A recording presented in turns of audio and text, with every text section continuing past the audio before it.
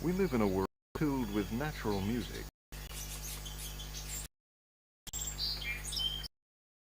Soothing sounds we imitate.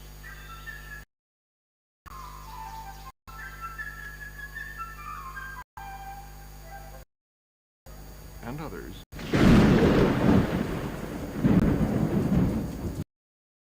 inspires us.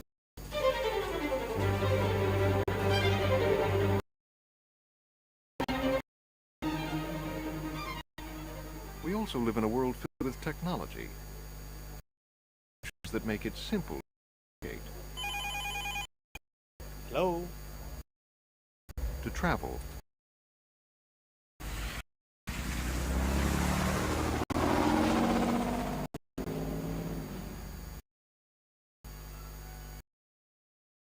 One of life at the touch of our favorite music.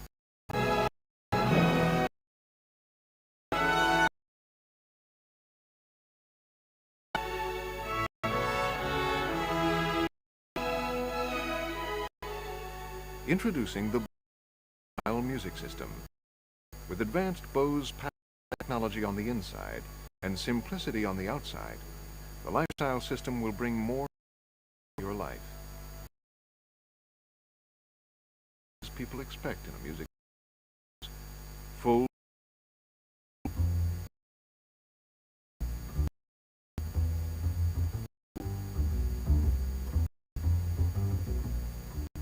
clarity.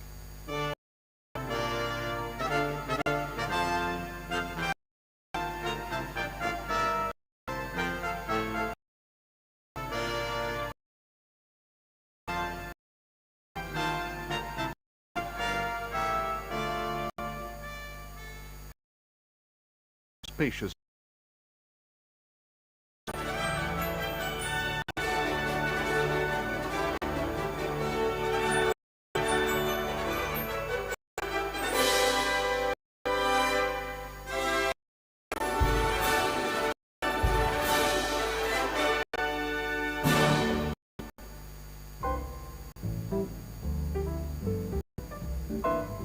The Bose Lifestyle Music System also offers services you may not expect.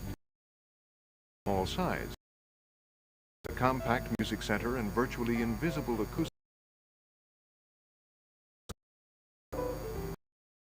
Also a new kind of control that you don't have to point at the system. It uses radio waves through walls and floors in the house, even outdoors. From different rooms of your home during disc.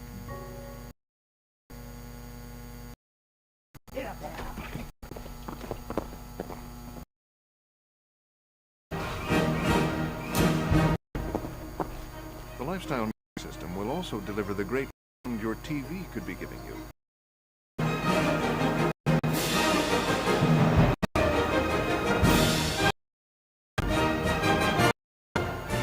All this that's so easy to use, the whole family will enjoy it.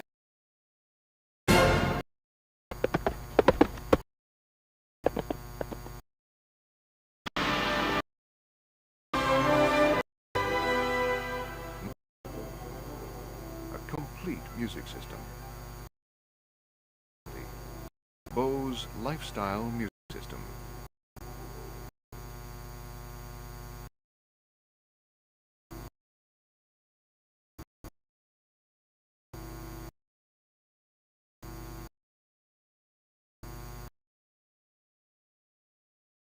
Full-length musical selections on this disc. Skip ahead to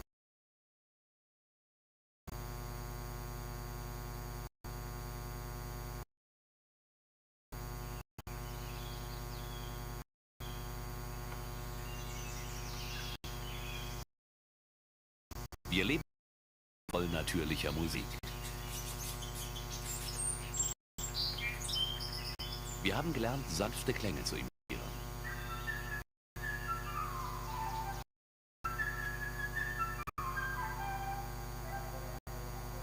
aber auch die anderen.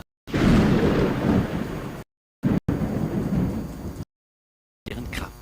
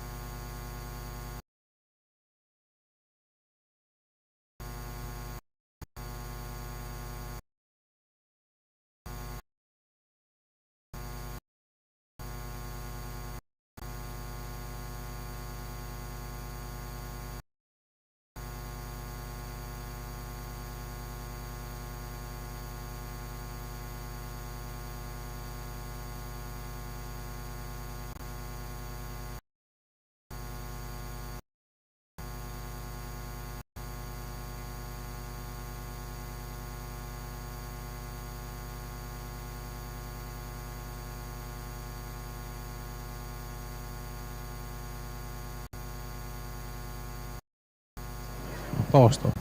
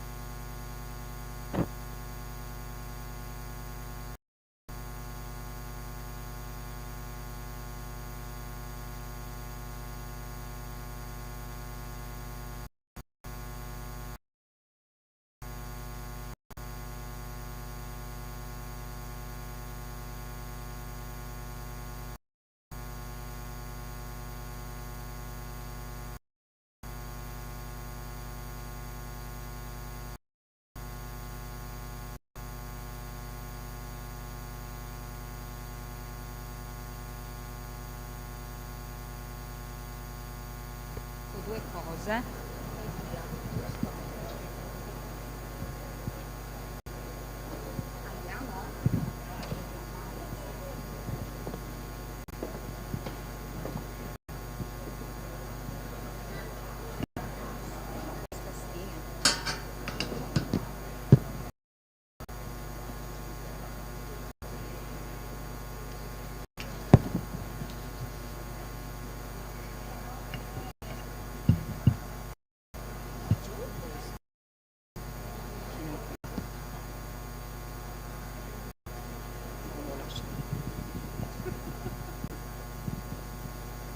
Andiamo.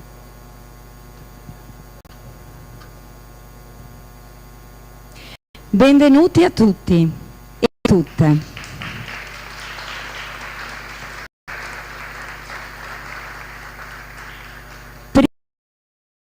La musica che sconfina e supera qualunque muro, la musica non raffigura, non rappresenta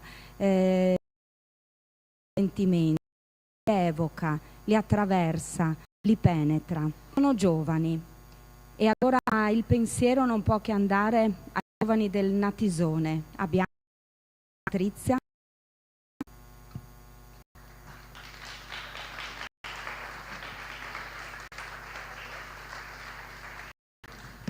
Conservatorio Tomadini, di solito arrivano per l'inaugurazione in una sera. Quest'anno invece abbiamo un duo più intimo. Janine Han al clarinetto e Barbara Pascutto al clarinetto basso.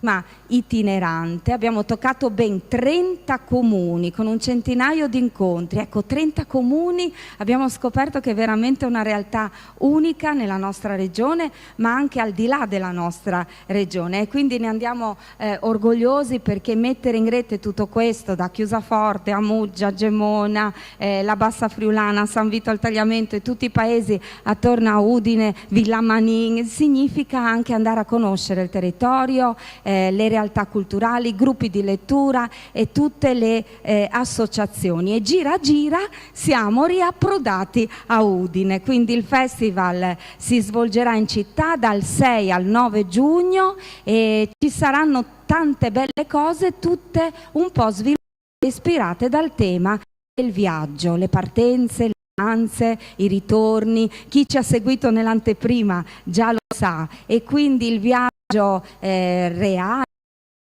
con il corpo, con la mente, con l'anima, con le emozioni, tante le declinazioni. Udine per l'occasione avrà la bellezza di 30 di aperto, o nei teatri si svolge teatro, musica, letteratura, arte, dibattiti, gare. Non si può. La citazione che abbiamo scelto come simbolo dell'anno è di Franz Kafka, per omaggiare questo grande scrittore in occasione del centenario e per introdurre più che la meta, la partenza, la e questo era anche compiuta. Si parte e con i saluti amministrazione a raggiungere sul palco l'assessore comunale all'istruzione all'università Federico Pirone. Sono le scale da là.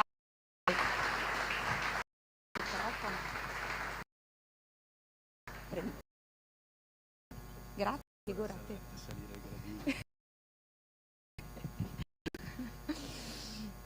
Bene. Si parte. A Martina che mi ha guardato, devo ancora salire il Perché gradino. Io ho detto le scale sono, mi ha detto ce la faccio, giustamente. Bene, buonasera, grazie davvero.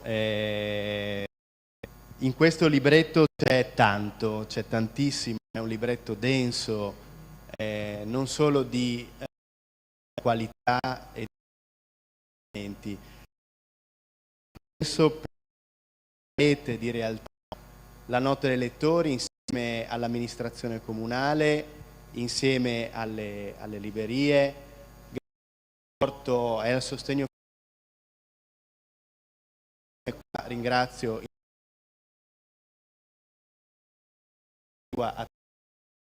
sul piano istituzionale e personale, grazie alla Fondazione Friuli, è una comunità che va oltre i confini del nostro territorio, che in qualche modo nella lettura si tiene insieme.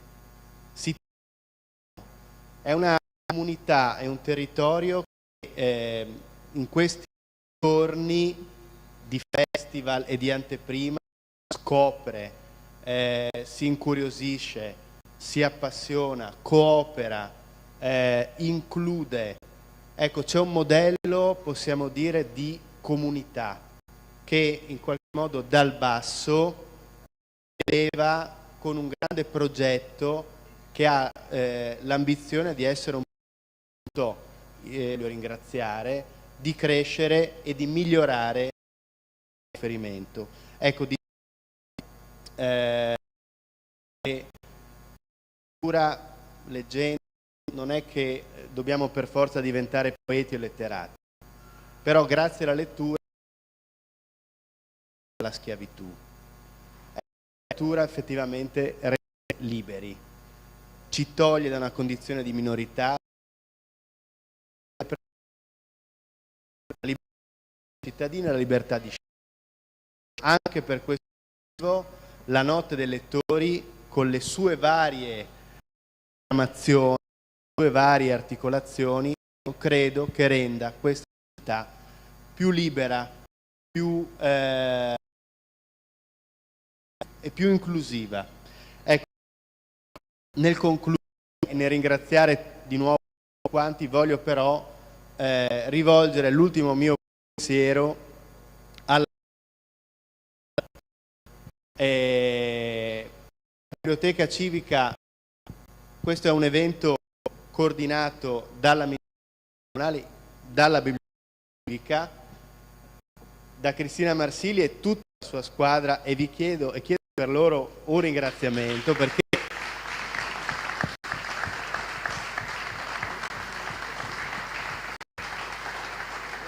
non è che la biblioteca è nella preparazione della notte lettura. La biblioteca e la biblioteca continuano ad andare avanti, a erogare, a garantire il proprio servizio, le loro attività, che diciamo e oltre diciamo al quotidiano, oltre all'attività quotidiana, c'è anche la preparazione le spalle sulla professionalità di tutti coloro che lavorano dentro una struttura meravigliosa come la biblioteca. Ecco, io quindi l'ultimo pensiero lo rivolgo di ringraziamento a loro, perché è grazie a loro che l'amministrazione ha tutto questo. Buonanotte, buon festival a tutti. Rimanga con noi, perché la città di Udine ha il piacere di avere proprio all'interno il Presidente del Consiglio regionale Mauro Boldrin. Grazie di essere qui e addirittura, allora uno sale di qua e lo so benissimo, sono curiosa adesso di vedere quelli che chiamerò da che parte stanno. Grazie di essere qui, Presidente. No, grazie a voi, le gambe. Sono fortunato da questo punto di vista. No, innanzitutto ringrazio Federico per l'invito, mi fa molto piacere esserci, perché credo che non dobbiamo mai smettere di promuovere la lettura e la cultura, e non dobbiamo mai smettere di promuoverle, perché poi talvolta sono quelle cose che ci danno coraggio e ci danno anche la voglia di continuare a fare il nostro lavoro al meglio, e sono poi quelle situazioni che sui territori ti fanno comprendere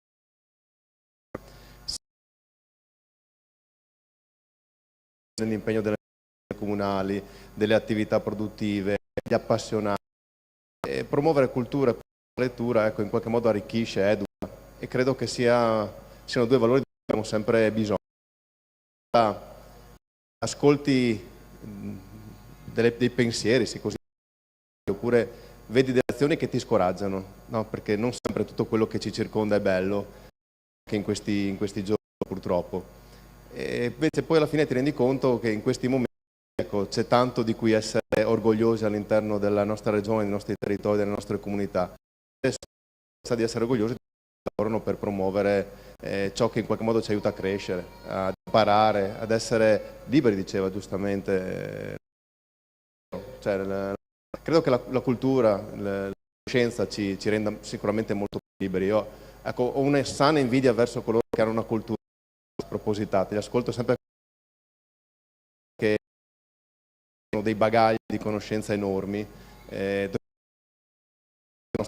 vita, seguendo poi quelle che sono le passioni che ciascuno di noi ha, perché onnisciente è impossibile, però cercare di appassionarsi alle cose, di imparare, di conoscere, di acquisire degli strumenti, dei bagagli che ci permettono nel nostro lavoro di prendere delle decisioni importanti, ecco, credo che ci aiuti. In questo caso, ecco, io voglio veramente ringraziare te come direttrice. Federico ha fatto un elenco molto attento di tutti coloro che hanno collaborato. Io naturalmente mi rilascio all'amministrazione comunale, librerie e tutti coloro che hanno dato il loro contributo per queste giornate, che sono giornate ricche di eventi ma sono giornate che, come hai detto tu, sono state sul territorio.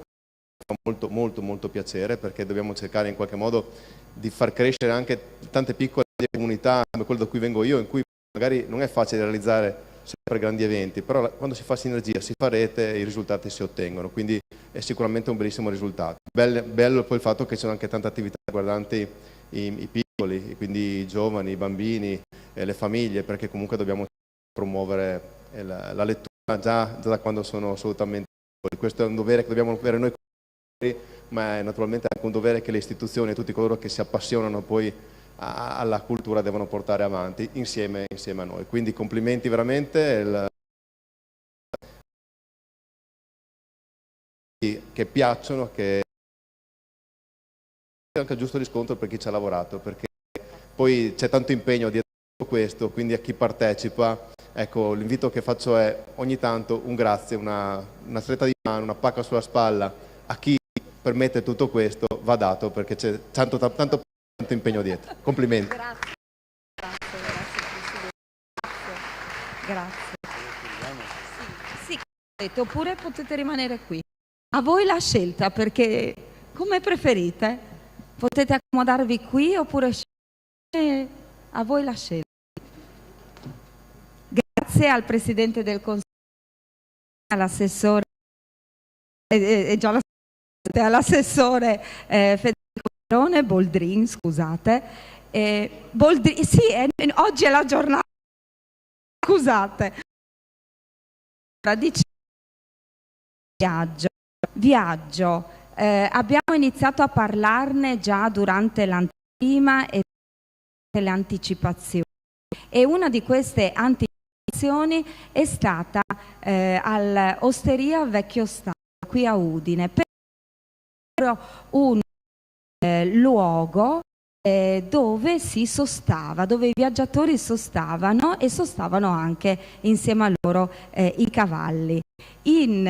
All'osteria ho fatto un percorso insieme a Pier Giorgio del Settecento e ho tantissimi testi, tantissimi documenti ricavati da una sua ricerca, in particolare la Biblioteca Florio.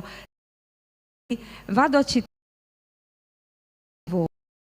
È 96 Coronelli, demografo pubblico della Repubblica di Venezia, che ha scritto quelli che sono i 20 precetti per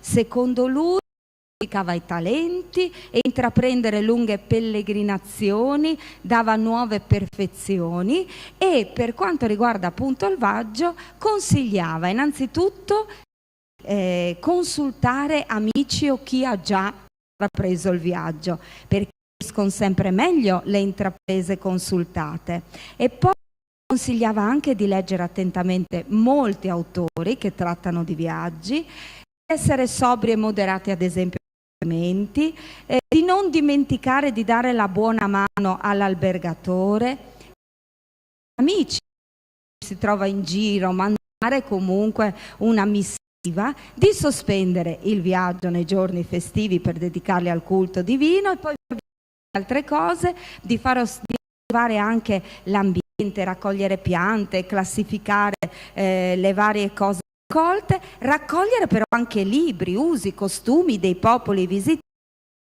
Una volta tornati a casa, il consiglio era di visitare subito i parenti, le amicizie antiche, i costumi e la lingua materna. Questi erano alcuni precetti, come vedete, di un'immagine positiva del viaggio.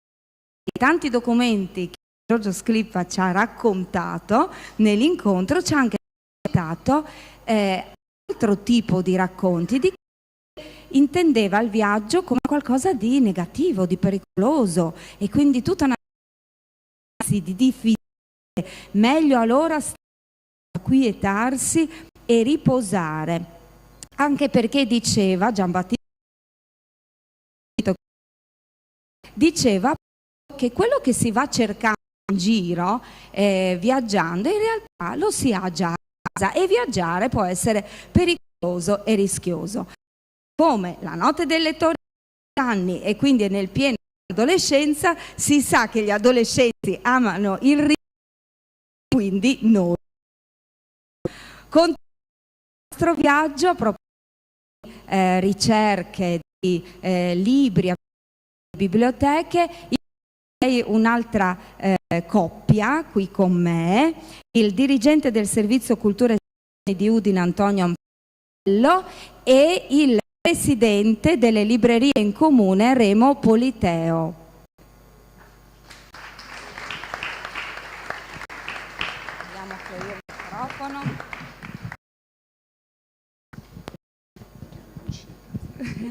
Buonasera. Allora, ci siamo, si parte. Bene, ringrazio anch'io tutti e tutte Martina per questa piacevole sorpresa. Non sono abituato a parlare, per cui è una grande sorpresa. Voglio ringraziare tutti coloro, ovviamente la collega Cristina in primis, ma tutti i collaboratori, la direttrice artistica e anche la grande fiducia che Federico Pirone, il mio assessore, ci dà nel realizzare queste iniziative. È bellissimo come questa realtà si arricchisca ogni anno sempre più, vuol dire che è un'attività che ha centrato il bisogno e l'interesse da parte degli udinesi e di tutti quelli la città di Udine per la sete di libri e di sapere e conoscere. È bellissimo che tutta la città venga coinvolta in tutti i suoi tesori anche architettonici, perché questa è la nostra città e quindi è bellissimo che anche tutte le realtà del libro possano godere dei loro giorni. Grazie Antonio Panatello, hai già il microfono. Remo Politeo, allora, presidente delle librerie in comune, la notte dei lettori nasce proprio come un'idea del comune di Udine insieme alle librerie, poi appunto cresce in seno al sistema bibliotecario. Sì, infatti noi siamo presenti fin dalla prima edizione, quindi sono 11 anni che collaboriamo. Come dico sempre, è un bellissimo momento questo per fare rete. È stata anche la principale occasione, la prima, per cui le librerie, alcune delle librerie di Udine si sono riunite in una associazione. È nata proprio che si è protratta durante gli anni. Cosa dire? È la festa di una comunità, come è stato detto, una comunità di lettori e di lettrici. Non voglio fare un discorso snobbistico, non è che i lettori siano persone migliori, forse sono persone più fortunate, perché possono vivere altre vite, possono conoscere altri punti di vista, altri sguardi e quindi possono vivere più pienamente le loro vite e quelle degli altri. Per noi è un onore fare squadra, organizzare cose, lo facciamo tutto l'anno, però questo è un banco di prova, un momento importante che aspettiamo sempre con gioia. E ricordiamo che le librerie, ben 8, sono 8 stazioni delle 30 in cui si svolgono eventi. C'è dire che ogni libreria ha la sua personalità e quindi in particolare si occupa di un ambito piuttosto di un altro. Tanti anche eventi anche al di fuori delle librerie sono curati, come quello di stasera. Avremo in Corte Morpurgo, avremo Enrico Galliano, proprio curato dalla libreria moderna. E poi c'è Caccia al Tesoro, che è un altro che nasce con le librerie. Un altro evento molto atteso, sì. No, volevo riprendere una cosa che dicevi tu. È vero, ogni libreria ha una sua anima. A me piace sempre pensare Udine come un'unica grande libreria, in cui ogni libreria è una stanza diversa, ognuna con le sue caratteristiche, con le sue preferenze, con le sue... e però tutte assieme concorrono a fare di Udine la città delle librerie e delle biblioteche, una città in cui si legge fortunatamente e si continua a farlo. Forse ricordare un'iniziativa che è nata l'anno scorso ed è nata da Luana, una nostra libraia che ha attraversato un momento complicato, una malattia importante, e allora da quella malattia però è nata l'idea di accogliere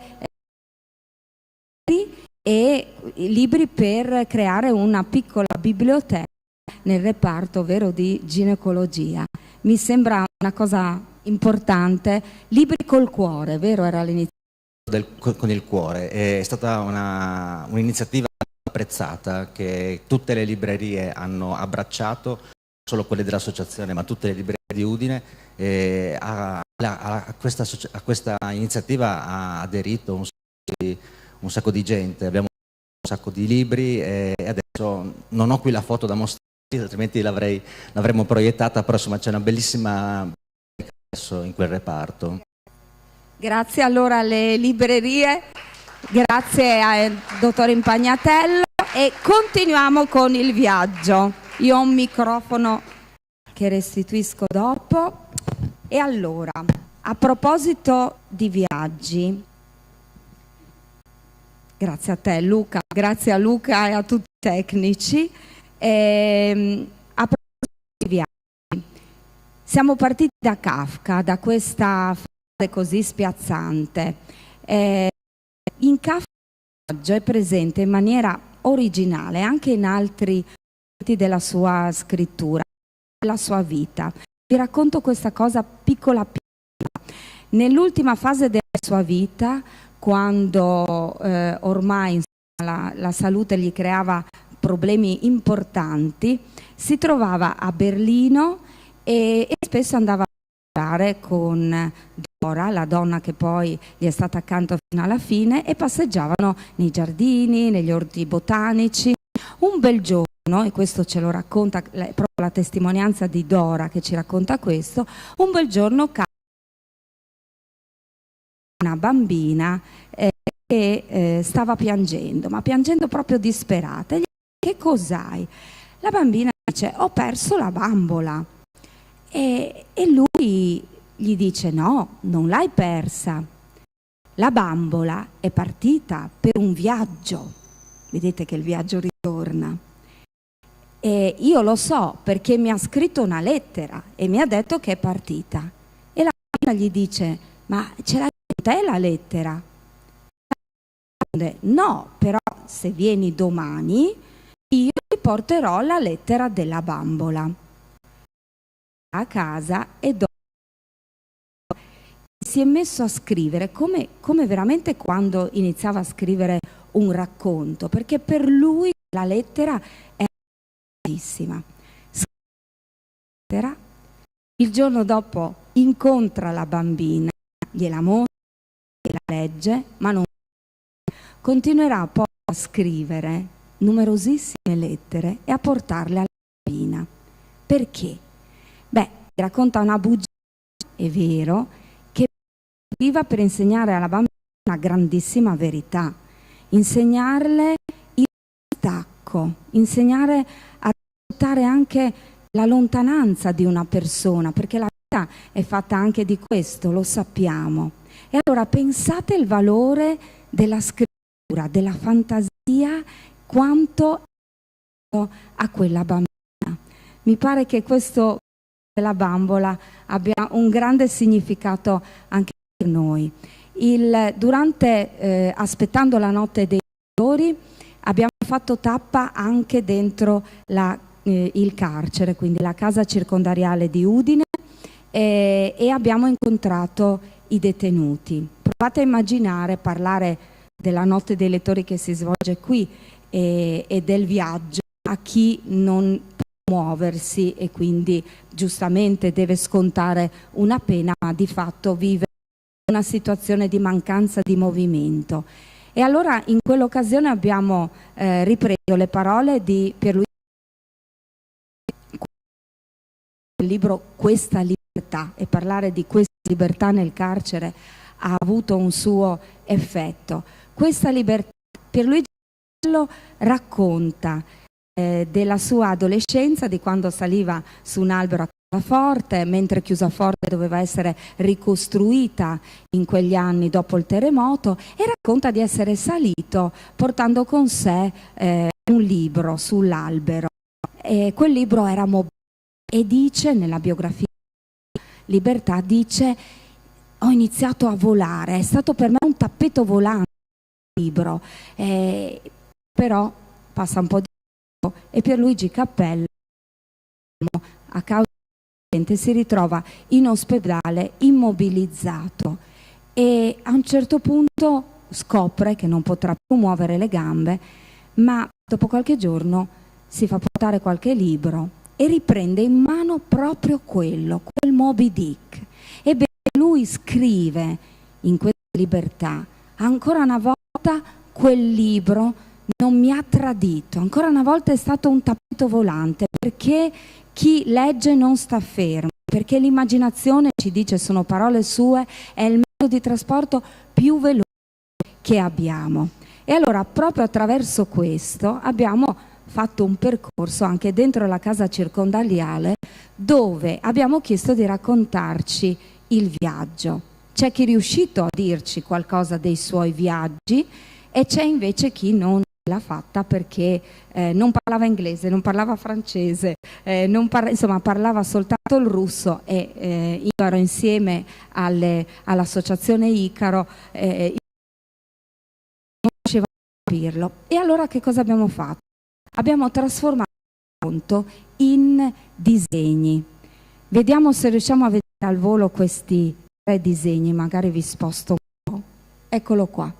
Questo è del detenuto dell'Ucraina, eccola qua, la sua terra d'origine, con il sole, però c'è Odessa, forse non tutti riuscite a vedere, e ci sono quelle macchie rosse, è la guerra.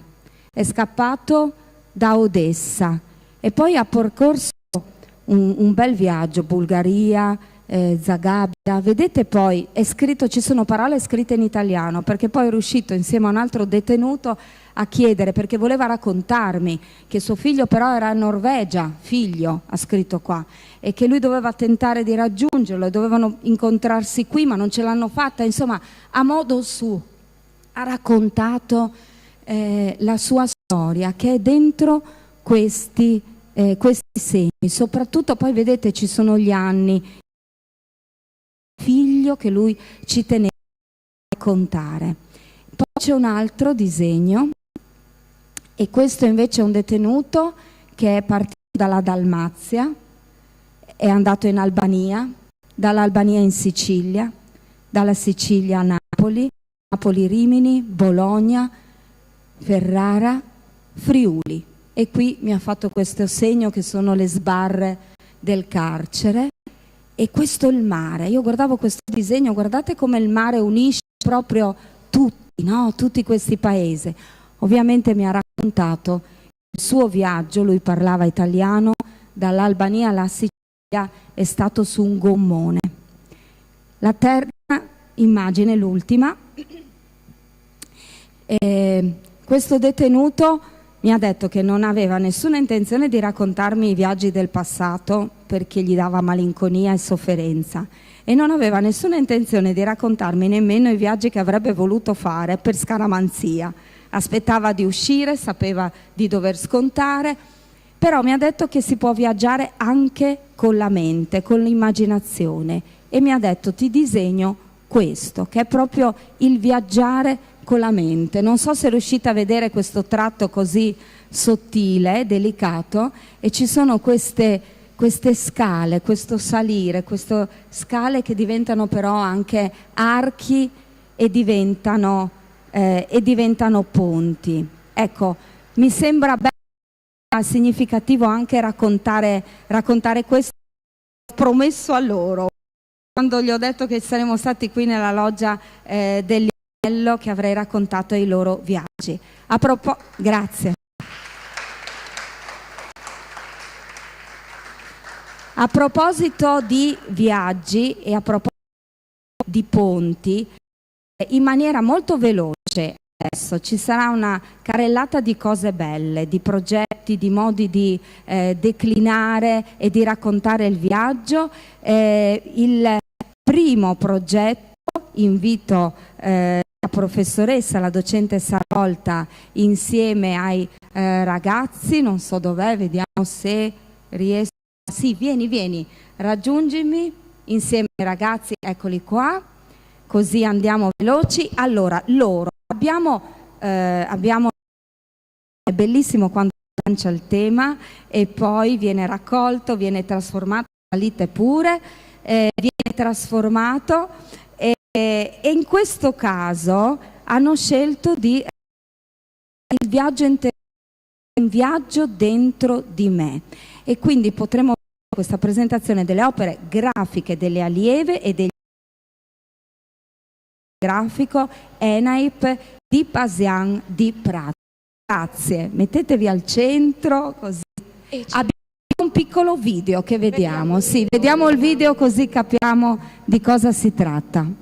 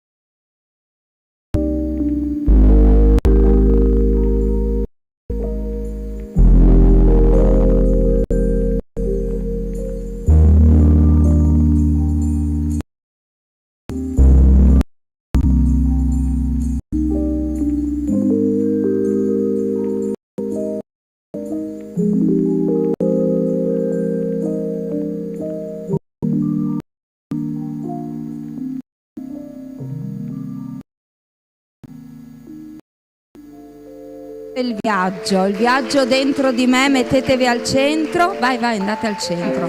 La professoressa Sarolta insieme a Melissa. Allora un pensiero in breve per dirci il tuo lavoro. Sì, sarò molto breve. Abbiamo lavorato con 2 classi di un corso triennale per operatore grafico sul tema viaggio interiore tra gennaio e aprile circa di quest'anno.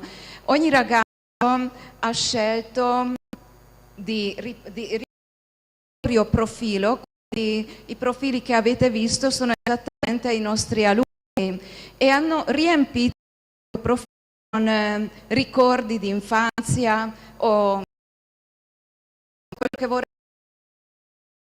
Quindi abbiamo interpretato in questo modo il viaggio interiore, abbiamo lavorato con varie tecniche pittoriche, abbiamo elaborato anche tutto graficamente con programmi grafici e infine devo dire che non ho lavorato sola ma con il mio collega che insegna animazione 2D, Thomas Marcuzzi Wally, che ha preparato con i ragazzi il video che avete visto che riunisce un po' tutto il... Purtroppo non sono riusciti a venire, la mattina c'erano tanti ma... Sì. Questa mattina al Teatro Nuovo Giovanni da Udine si è svolta la presentazione proprio tra loro, tra i ragazzi delle scuole secondarie di secondo grado, hanno presentato gli altri i vari e lì veramente erano in tanti. E Melissa, la classe seconda, una delle protagoniste del che avete visto. Grazie. Grazie Melissa. Grazie.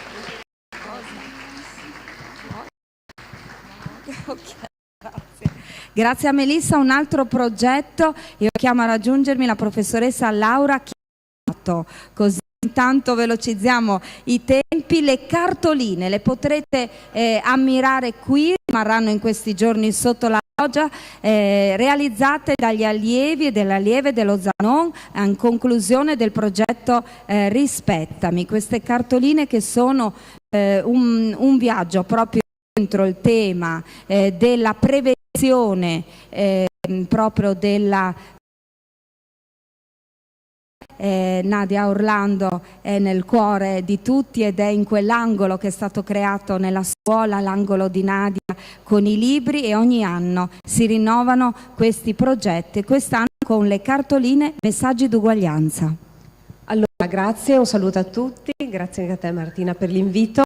Questa iniziativa è stata nata, è stata promossa dal DARS e quindi dalla Donna Arte Ricerca Sperimentazione, che ci ha invitate proprio ad aderire ad un bando. Il bando ha come obiettivo quello 5 dell'agenda del 2030, cioè raggiungere l'uguaglianza di genere ed emancipare tutte le donne e le ragazze, e quindi prosegue in questo senso.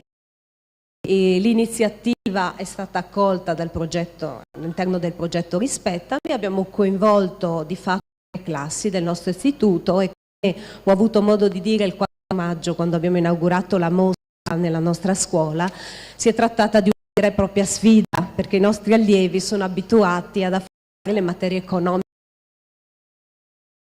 riflettono o prendono in mano le matite che hanno abbandonato quando facevano le scuole medie.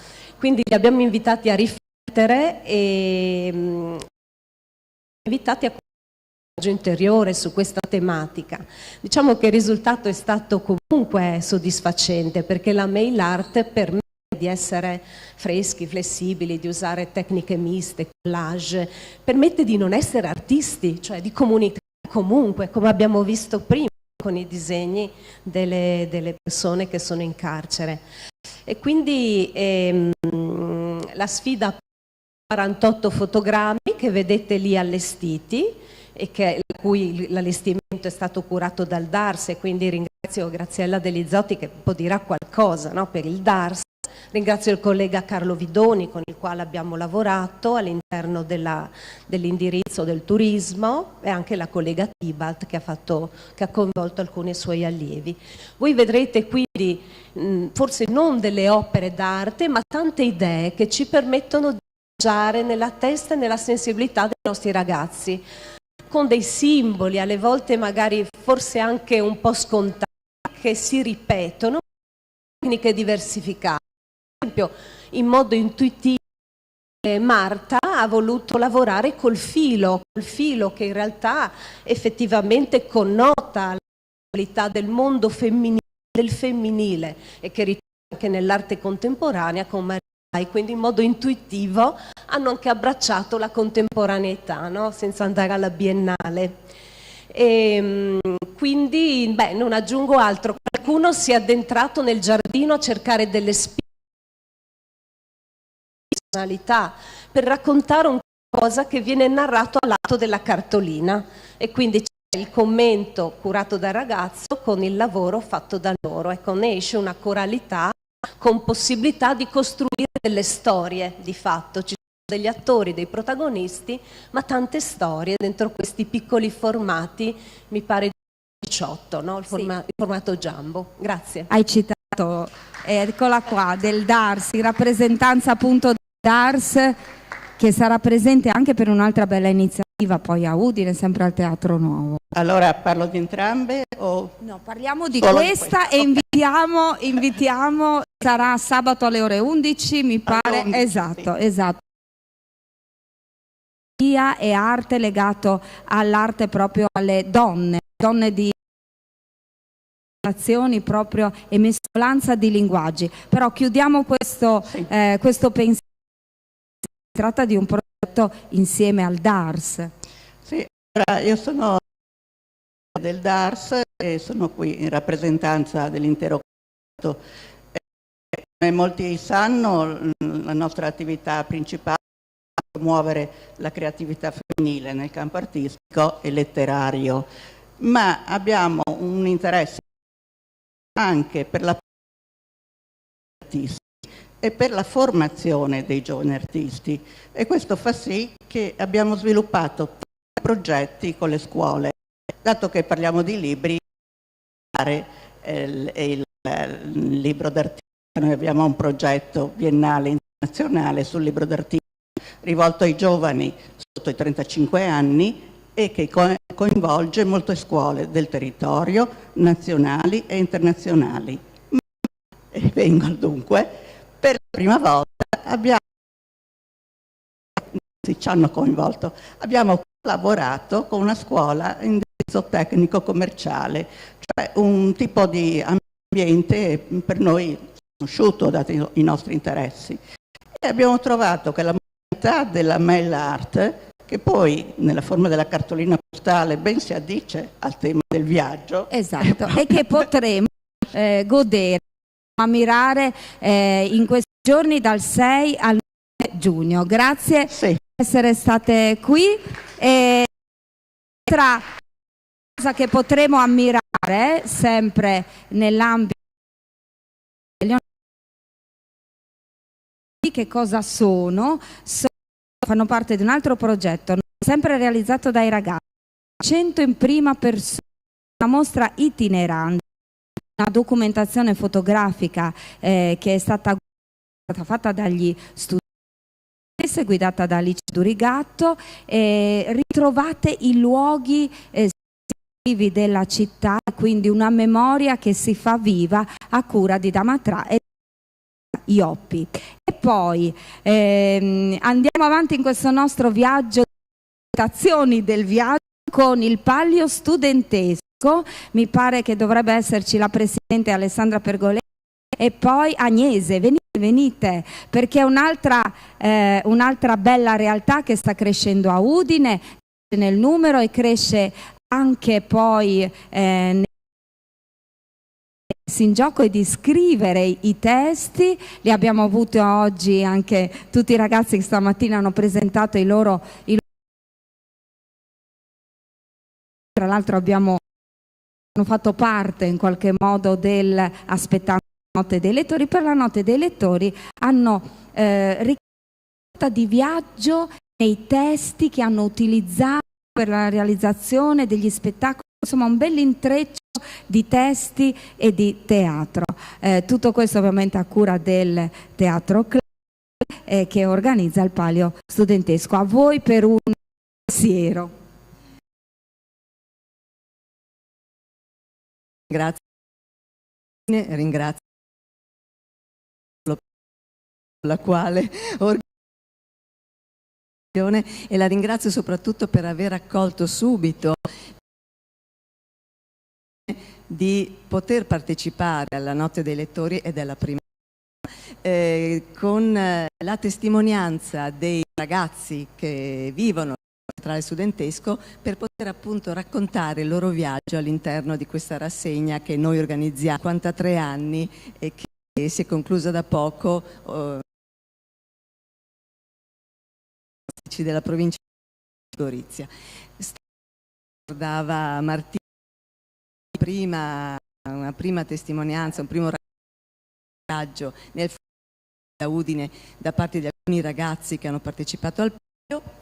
Una di queste ragazze è Agnese, io direi di passarle subito la parola. Sì. Agnese, raccontaci questo viaggio testi e teatro.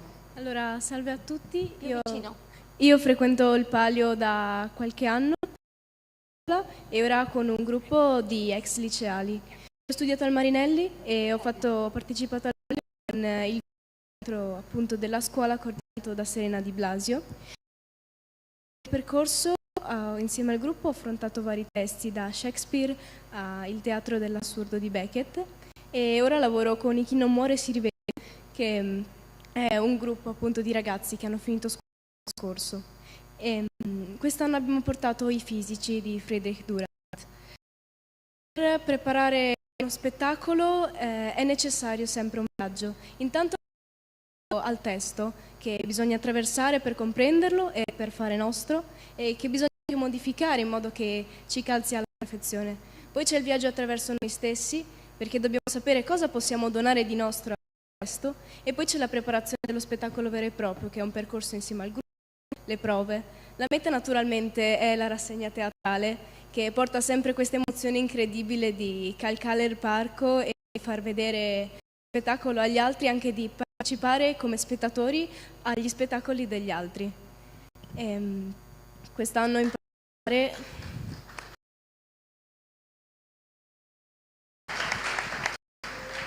particolare gruppo ho avuto la possibilità di fare un viaggio nel senso più letterario del termine e ancora si ringrazia per l'opportunità. Ho partecipato al gemellaggio con la città di Velletri, che è appena sotto Roma, e quindi abbiamo avuto l'occasione. Viaggiato sul serio, Abbiamo vedi? viaggiato sul serio con quasi 18 ore di treno tra andata e ritorno e abbiamo potuto portare il nostro spettacolo in un palco molto lontano e lì è stata un'emozione molto forte, positiva. Stamattina, quando hanno raccontato i vari gruppi, le varie scuole, chi disegni, chi racconti, chi progetti, poi sono arrivati loro, i ragazzi del Palio, io ho passato loro il microfono e il tuo collega mi ha detto microfono, io parlo senza. E ho detto è attore, serio, perché ho detto voi sapete che dovete portare la voce, cioè, è stato bellissimo, proprio con un tono me l'ha detto. No, si vede che siete veramente in gamba e questa passione è stata dentro di voi. Grazie Agnese, grazie Alessandra, grazie veramente. Grazie. Palio ha partecipato al studentesco anche Radio Magica Academy. Elena Rocco, Enrico, vieni anche Enrico, cioè figuriamoci se non viene Enrico. Vieni Enrico, vieni, che bello che già. Allora, quest'anno ci sei stato anche tu al Palio Studentesco? Sì, con Elvio. Elvio Scruzzi, ti sei divertito, Tantissimo. Scusa, tu facevi? Un po' cattivo. Un po' cattivo, aspetta, la battuta era, cos'è che dicevi? Che grande che hai, Che sei? veramente brutto, sono un tipo. Sono veramente brutto, ma sono un tipo. Elena, a te, vediamo se il microfono... Sì, passo io questo, grazie, scusate perché chiamo questo giro di viaggio di tante persone, va così. Buonasera a tutti. Io sono la mamma di Enrico. Sì. E cosa devo dire? Che c'è Radio Magic Academy. Allora, noi innanzitutto siamo molto emozionati per ogni volta quando si... Io sono la mamma di Enrico, sono anche una ricercatrice universitaria e 12 anni fa il mio fondazione oggi, grazie all'Università di Udine, ha una sede operativa a Udine. Lavoriamo molto con tante città e soprattutto con Udine, che ha avuto appunto la generosità di accogliere i nostri progetti, tanti, e quindi ringrazio il Comune di Udine, ringrazio Martina, ringrazio la Regione. Oggi in particolare il tema del viaggio è legato alla mappa parlante di Udine. Parole molto belle, Irone ha parlato che è libero, e poi ho sentito anche Remo parlare di lettura e fortuna, però ci sono persone, per esempio come Enrico, a cui manca un minuscolo di un cromosoma, che adora i libri, ma purtroppo non può leggere. Lui vede le lettere ma non le fa. E da questa è venuto che potesse permettere a tutti di ascoltare belle storie, anche ai sordi con la lingua dei segni italiana, per esempio. Mappa parlante, e ce ne sono alcune anche in distribuzione dove ci sono i libri, le bellissime illustrazioni, ne abbiamo fatte per varie città, e quella di Udine sulla città, scritte da autori locali come Elena Porzio, dei piccoli contenuti in formato audio, video con la lingua dei segni, i testi sono scaricabili, tutti possono accedere alla bellezza. E quindi, insomma, questo è un progetto che sta avendo buon successo, ne abbiamo realizzate tante di queste mappe e sono contenta perché Martina quest'anno è partita un'altra iniziativa, Radio Magica Academy, per consentire anche ai ragazzi che hanno finito la scuola superiore di continuare a studiare. È un progetto appena nato, ma insomma è una cosa bella, e ringrazio anche il Palio Studentesco che quest'anno ci ha voluti partner e che ha potuto beneficiare anche di questa occasione, perché la cultura offre veramente a tutti poter raccontare quello che si può fare e conoscere anche. Quindi grazie. Grazie. Sì, è vero. Ho avuto il piacere di entrare in questo bel progetto e di insegnare a questi ragazzi scrittura creativa, che è una cosa bellissima. Grazie all'assessore presidente del Consiglio.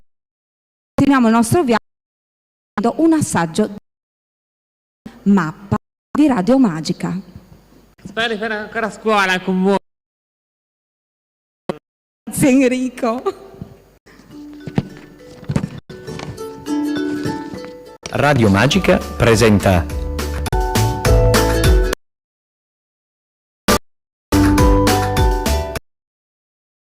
Maria Elena Porzio racconta la leggenda del colle voluto da Attila per ammirare l'incendio di Aquileia. La leggenda narra che una mattina nel 450 a.C. Attila decise di dar fuoco ad Aquileia. La conquista della città era stata faticosa e a godersi la sua totale distruzione. Conquistato tutti i tempi, disse il re guardando le fiamme. Ma per tutti i fulmini del cielo, che calda! Da queste parti l'estate è torrida, disse Uldino, il fedele servo. E con tutto questo fuoco sembra di stare all'inferno, dobbiamo allontanarci.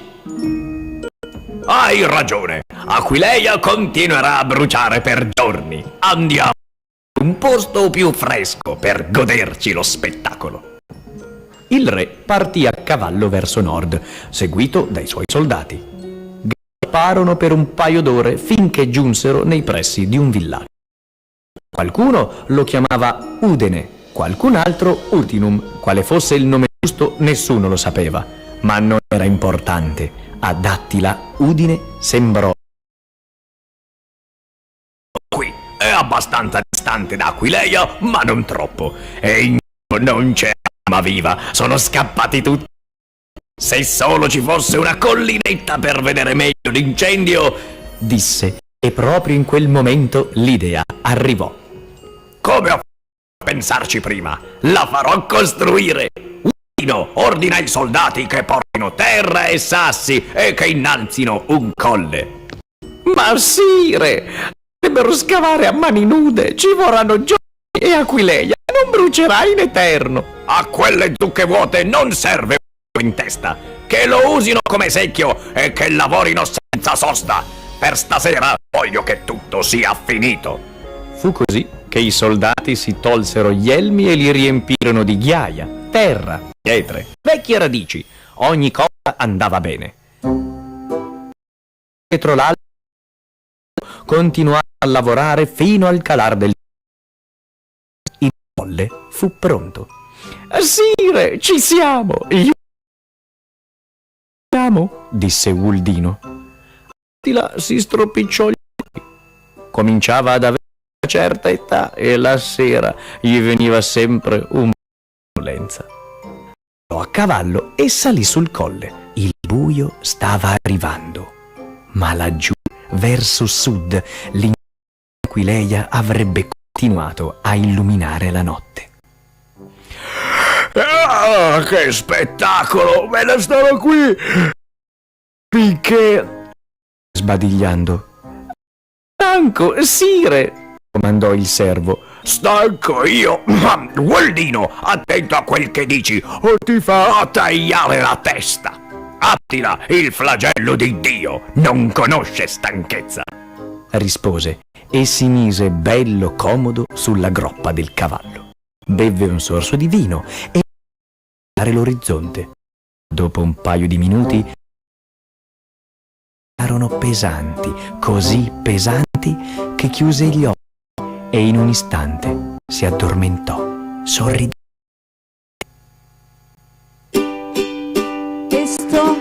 Questo è un esempio di una delle tante mappe, dei tanti video, grazie a Radio Magica. A proposito di Udine, nel programma ci sono anche delle passeggiate, c'è la passeggiata col delitto, c'è la passeggiata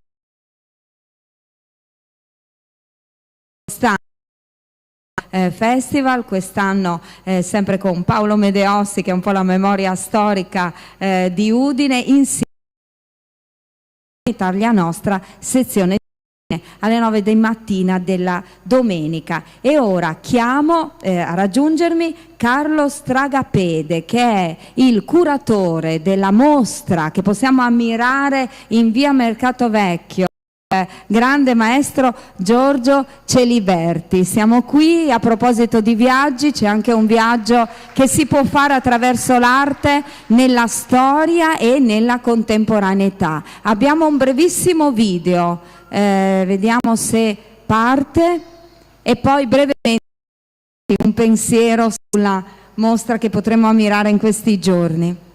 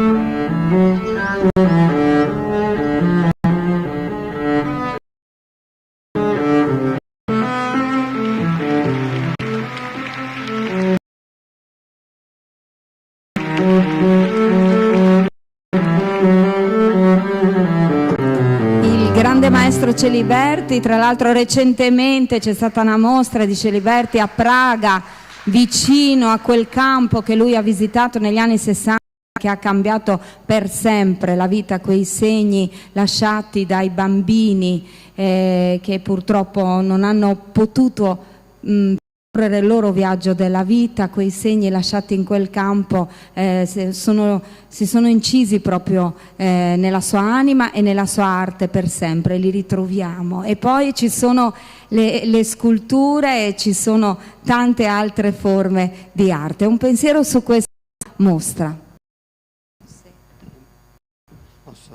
Buonasera a tutti, vi ringrazio, è stato un piacere, grazie Martina e alle istituzioni. Il maestro Celiberti ci teneva moltissimo a proporre la sua arte a Udine. Udine è la città che è rimasta più nel cuore a lui, e ho pensato di inserire, di introdurre praticamente il storico, un viaggio tra l'arte contemporanea di Giorgio Celiberti e la storia di Udine, la commistione tra storia di Udine, tra la storia, è una commistione tra le opere di Giorgio Celiberti, 1948, tantissimi anni fa, e conobbe tutti, da Picasso a tutti quanti, grandi artisti. Quindi Udine diciamo, l'ha accolto benissimo e sono molto contento. L'opera è importantissima, è collocata in una stazione, in una situazione, in una locazione particolare, dove qualcosa è accaduto, come un palio trecentesco, piuttosto che una quintana, piuttosto che per esempio delle lotte intestine, come ogni cavallo, ogni opera di Giorgio è posta. Come fosse una mappa anche della mappa, storia di Udine, sì, attraverso la presenza delle opere di Giorgio Celiberti. Grazie di essere Grazie stato... Martina. E Grazie. ora, Grazie. E ora di gruppo, poi il finale, quindi siamo alla fine, li chiamo tutti assieme perché hanno qualcosa in comune. Maria Grazia Plunchino, Angelo Rossi, Ariana Romano e Renato Cantoni. Venite e spieghiamo cos'è che vi unisce. Venite, vediamo se c'è Renato Cantoni, eccolo. Grazie di essere qui. Per vi ho chiamati perché parliamo. Ecco, esiste un silenzioso lavoro di tanti gruppi, di tante associazioni che sono importanti. Abbiamo voluto chiamare simbolicamente oggi qua e festeggiare E allora ci sembrava bello farlo insieme. Allora cominciamo con Librandoci, nato alla Caioppi, che quest'anno festeggia 10 anni, e proprio loro hanno detto: ma perché dobbiamo festeggiare da soli? È più bello farlo insieme. Hanno chiamato una volta tutti i gruppi di lettura e si è svolta questa bellissima festa, pensate 14 del quella che hanno chiamato il primo GDL, la prima rassegna GDL dei gruppi di lettura del territorio. Insomma, un bel modo di festeggiare, vero? Tu fai parte di questo. Al volo un pensiero qua? Bella, e naturalmente ne abbiamo parlato con Martina Del Piccolo. Cosa è l'entusiasmo suo, e naturalmente con Cristina Marsili, perché senza l'aiuto della biblioteca non avremmo potuto fare tutto questo. Ci siamo trovati poi una sorpresa bellissima, perché con noi quel pomeriggio, con Martina che le parlava, ma poi anche i gruppi sono intervenuti più volte a spiegare per cosa facevano, e soprattutto di avere una scrittrice che adesso è molto importante, Federica Manzon, che come sapete con una è finalista al premio Bello, e era lì con noi ed è rimasta con noi sin dall'inizio, quindi è stata una bella cosa, molto emozionante. 14 gruppi di lettura che si sono raccontati. Grazie e tanti belle letture. Questo è solo l'inizio, ci saranno altre vero Martina? Certo. Grazie Maria Grazia. Passa il microfono ad Angelo Rossi, presidente dell'Associazione Toscana in Friuli Venezia Giulia. No, Angelo Rossi. Un'altra bella realtà. Mi piace dire che con ognuno di loro abbiamo anche percorso un pezzo di strada proprio nella notte dei lettori. Giorni c'è stata la presentazione con Marco Pacini per la giornata mondiale dell'ambiente. 20 anni. 20 anni, sì, è maggio del 2004 e iniziò la nostra avventura di Udine, non solo, partendo dal periodo del patriarca di Aquileia, quando fece arrivare le famiglie toscane in questa regione. Partendo da lì, assieme ai docenti universitari, iniziamo una di conferenza di Udine sulla storia dei toscani nel patriarcato di Aquileia. Quando ai giorni d'oggi, nel 2006, Paolo Meleossi, faccio anch'io il suo nome con grande piacere, mi suggerì fra 2 anni saranno 20 anni dalla morte di Sergio Maldini. Pensate qualcosa, a Firenze e morì a Udine. Da quel suo suggerimento nacque il premio Maldini, che si svolse la prima edizione nel 2018. È un premio biennale, siamo arrivati alla 4ª edizione e sabato 6 luglio a Santa Marizia di Varmo, a Casa Nord-Est, la casa del premio Campello, dove vive la famiglia Maldini nel periodo estivo, faremo la cerimonia di premiazione. Grazie Martina e complimenti per quello che fai e quello che fai. Grazie Angelo. Vero, partecipare al premio è come entrare nel romanzo, essere di Casa Nord-Est. Grazie che hai citato Maldini, perché a proposito di oggi giornalista ma autore di reportage, per lui conosceva bene il sapore del viaggio, quella impazienza quando ci sono le preparazioni e poi quell'amarezza invece quando si abbandona il luogo, e racconta che quando era a Roma sentiva nostalgia dell'Emilia Romagna, quando arrivava in Emilia Romagna sentiva nostalgia per il Friuli e via via e poi tornava indietro, proprio per questo sentimento così di andare verso luoghi di cui si sente facilmente nostalgia appena si sono stati lasciati. No, è proprio di letteratura di viaggio. Sì. Peculiarità. Grazie Angelo Rossi. Il microfono a Arianna Romano, che è amica della Notte dei Lettori per tante cose teatrali che ci propone, ma questo caso, tra l'altro hai appena aperto una mostra che fa parte della notte dei lettori al Make, ma questo è 20 anni di un'associazione Est. Sì, la nostra associazione è nata appunto nel 94 ed eravamo un gruppo di giovani artisti, quindi il nostro scopo è proprio la promozione dei giovani artisti, perché quella volta ci siamo messi assieme proprio perché ognuno di noi non era da solo di fare mostre, pubblicazioni, eventi.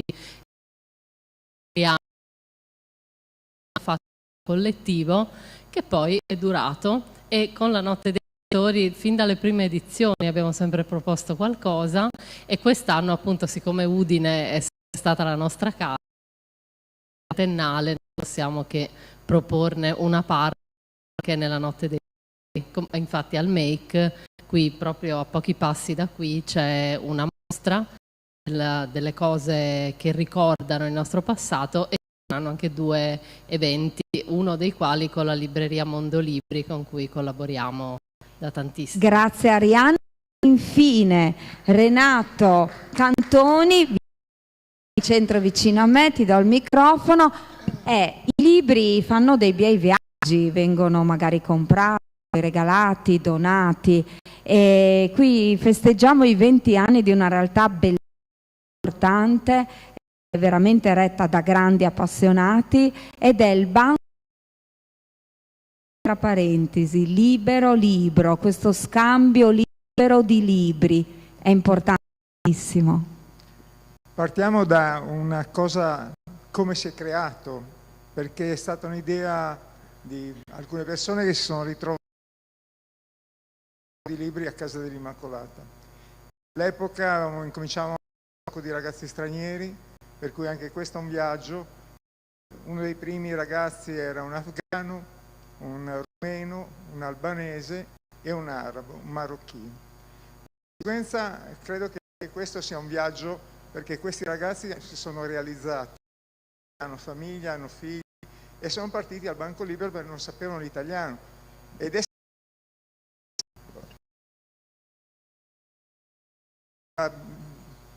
della biblioteca, si è riusciti con Marzia Plaino, si è riusciti a fare questo tentativo, chiamiamolo così. Una stanzetta, sono 20 anni, abbiamo un capannone, sono fuori praticamente 40.000 lire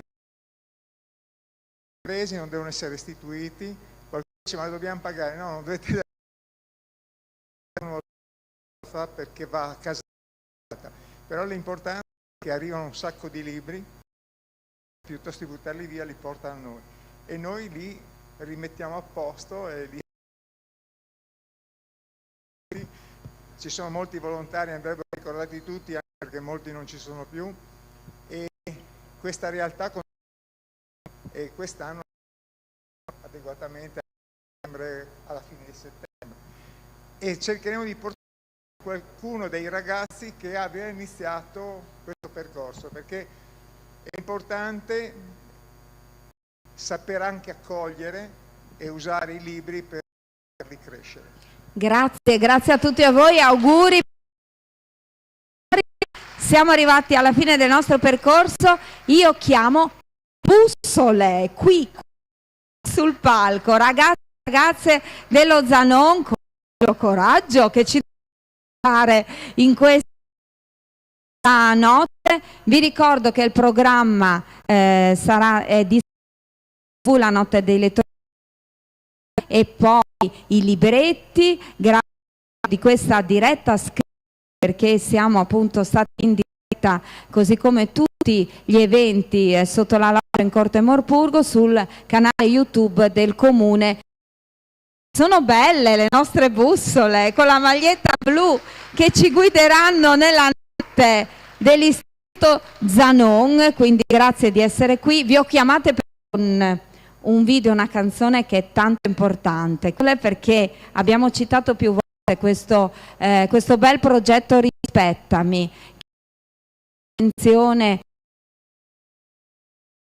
e ogni anno questi ragazzi una delle cose che è stata fatta in questi anni è una canzone scritta, le parole sono scritte da loro, e questo insieme ad Arzovini, ed è veramente significativo che dicono, e io direi così. Auguriamo a tutti buon viaggio.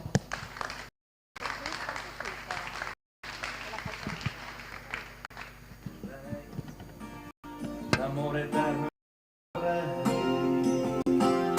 un dono così prezioso che non svanisse mai, prende forza da una carezza e ti accetta come sei.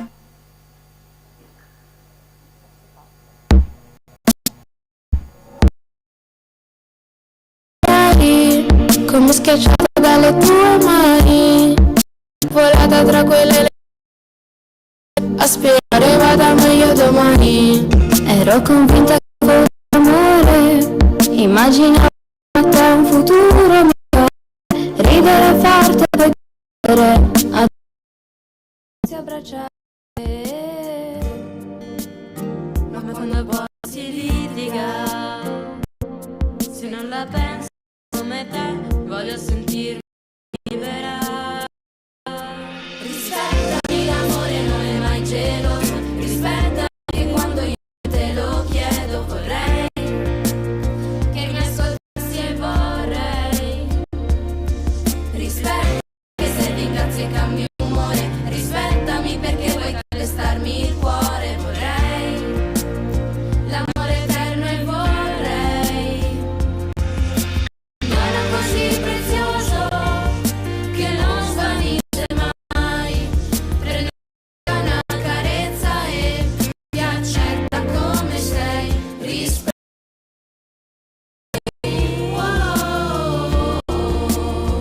rispettami.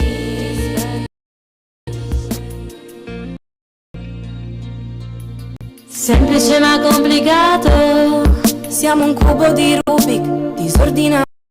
Proteggimi da tutto, sappio come fai il coto.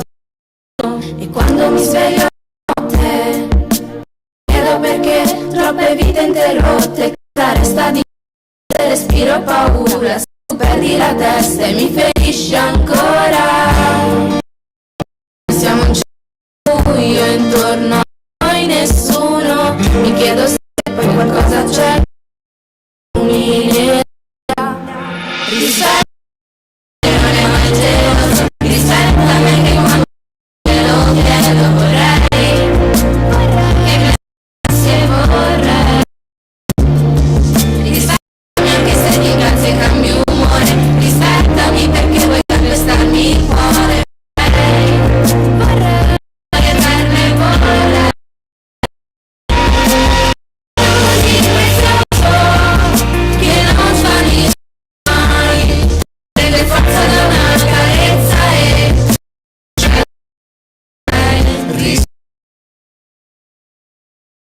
coppia di anziani che si tiene per mano, immaginare il futuro con te e guardare lontano sotto il cielo stellato. Rispettami e pensare che ti amavo e ti amavo, con te ho sognato la nostra famiglia. Sei bambini, sei pantofole e puoi leggere le favole. Rispettami. Nel bene e nel male, l'amore sta nei piccoli gesti, l'amore è lento e duraturo, ti colpisce al cuore e ti mette al sicuro. Rispettami, l'amore non è mai bene, rispettami non solo quando ti conviene, vorrei che mi ascoltassi e vorrei. Rispettami anche se ti incazzi e cambi umore, rispettami perché vuoi calpestarmi il cuore, vorrei l'amore eterno e vorrei. Così prezioso che non svanisce mai, prende forza da una carezza e ti accetta come sei, rispettami.